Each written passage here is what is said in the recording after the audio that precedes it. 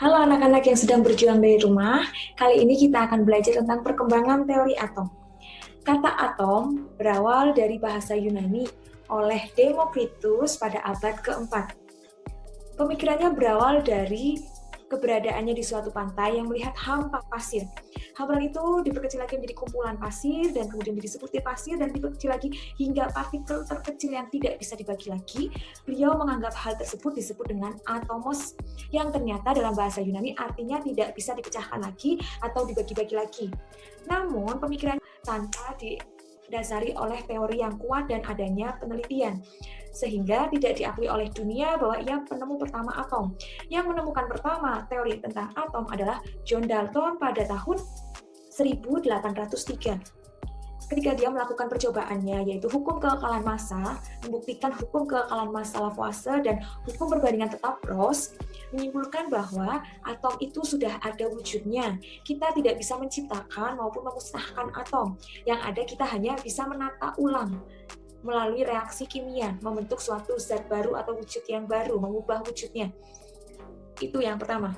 Yang kedua, ketika atom-atom sejenis berkumpul, dia akan membentuk suatu unsur. Nah, itu yang kedua. Yang ketiga, atom-atom ketika berkumpul dengan jenis-jenis yang berbeda, dia akan membentuk suatu molekul. Dan yang keempat, gambaran suatu atom menurut John Dalton bahwa dia adalah bola perjal yang padat dan netral. Dianalogikan seperti bola tolak peluru. Nah, penelitiannya cukup sampai situ sehingga beliau memiliki kelemahan tidak dapat menjelaskan adanya daya hantar listrik atau sifat kelistrikan suatu partikel. Padahal kita tahu benda di sekitar kita itu ada yang dapat menghantarkan listrik.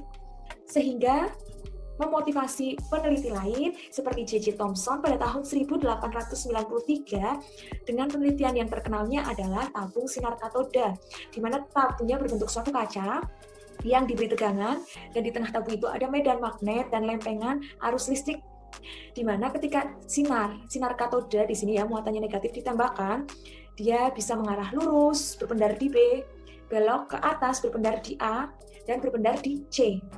Artinya, sinar ini yang berpendar ke C membuktikan bahwa negatif akan mencari atau menutup ke yang positif. Sehingga dia percaya katode itu merupakan sinar yang negatif. Sehingga dia menyimpulkan teori atomnya adalah berbentuk bulat perjal dan tersebar adanya elektron banyak. Yang terkenal, yang kita kenal saat ini adalah seperti roti kismis. Itu teori yang terkenal dari J.J. Thomson. Tahu ya roti kismis? Nah, di sini juga dia memiliki kelemahan, tidak yakin apakah ada partikel lain. Apakah semua zat, barang yang ada di sekitar kita itu punya medan listrik? Kan tidak juga, ada yang netral, tidak bisa menghantarkan listrik. Nah, kemungkinan ada partikel lain. Tapi yang terpenting menurut J.J. Thomson, dia sudah menemukan adanya elektron yang dibuktikan oleh Robert Millikan dengan penelitiannya tentang tetesan minyak Millikan dapat menghitung satu elektron. Hingga penelitiannya diteruskan kembali oleh Ernest Rutherford pada tahun 1910. Melalui percobaannya yaitu penembakan sinar alfa. Sekarang sinar alfa dia bermuatan positif, di mana dia memberi lempeng emas di dalamnya dan kemudian dilingkari oleh suatu layar.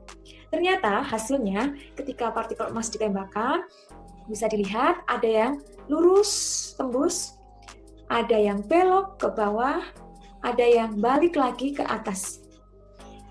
Tandanya ketika positif itu tembus atau bergerak lurus, berarti dia kena yang negatif, kena elektronnya. Tapi ketika dia ada yang membelok balik, berarti dia ada berbenturan di tengahnya. Nah, dia percaya bahwa ternyata di tengah-tengah atom itu terdapat inti atom. Sehingga terkenal teorinya bahwa Ernest Rutherford menemukan adanya inti atom.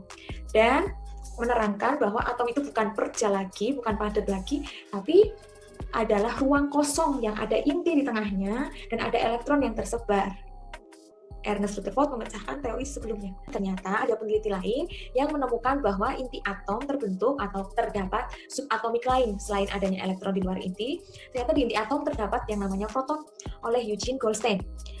Dia melakukan percobaannya, modifikasi dari percobaannya Thomson, sama, yaitu tabung sinar katoda, namun di dalamnya diberi suatu gas hidrogen. Jadi ketika sinar katode bergerak menuju anode melewati ruang tabung yang berisi partikel gas, sebagian bertumbukan dan sebagian ada yang terlempar keluar. Yang bertumbukan berarti dia elektron, yang terlempar keluar dia adalah yang proton. Mengapa begitu? Karena gas yang disediakan itu adalah hidrogen mengandung positif atau kation. Ya, jadi yang terpental itu adalah ion positifnya disebut dengan proton.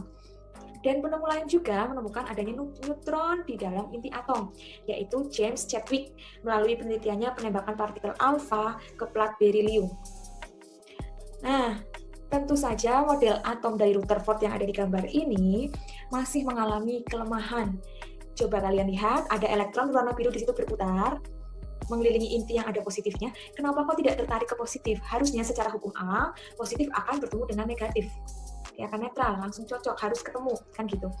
Tapi di sini tidak terjadi, sehingga ada penelitian lain, yaitu Niels Bohr pada tahun 1913 melakukan percobaan tentang spektrum atom hidrogen. Dia menembakkan sinar putih melalui 2 celah yang diberi prisma, kemudian diberi layar.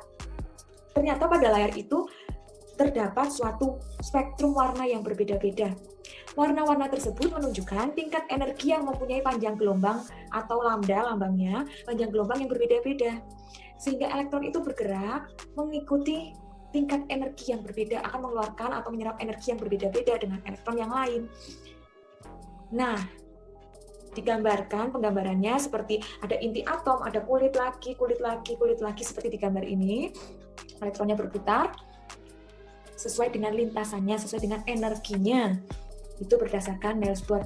Namun masih memiliki kelemahan karena Niels Bohr tidak dapat membuktikan atom-atom lain selain atom hidrogen. Sehingga pada tahun 1926 ada 3 peneliti sekaligus, yaitu ada de Broglie, Heisenberg, dan Erwin Schrödinger.